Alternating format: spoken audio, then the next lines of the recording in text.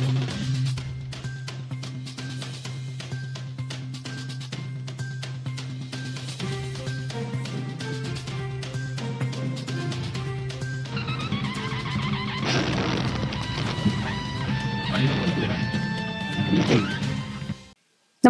आपण पाहता हिरकणी न्यूज.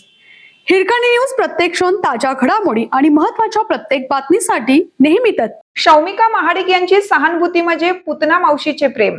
गोकुळच्या माजी संचालिका शौमिका महाडिक यांनी सभासदत्व रद्द करण्याच्या प्रक्रियेतील 410 दूध संस्थांप्रती दाखवलेली सहानुभूती म्हणजे पुतना मावशीचे प्रेम असल्याचा आरोप संबंधित दूध संस्थांच्या प्रतिनिधींनी प्रसिद्धी पत्रकातून केला आहे.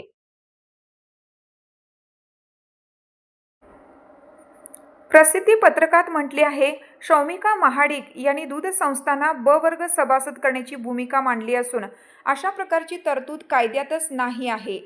दूध संस्थेची नोंदणी होण्यासाठी आवश्यक दूध संकलनाची अट पूर्ण केल्यानंतरच सहाय्यक निबंधकांकडून नोंदणी केली जाते.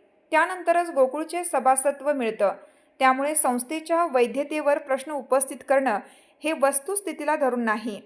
गेल्या 3 वर्षात संबंधित 410 संस्थांनी गोकुळला सुमारे 450 कोटी लिटर दूध पुरवठा केला आहे.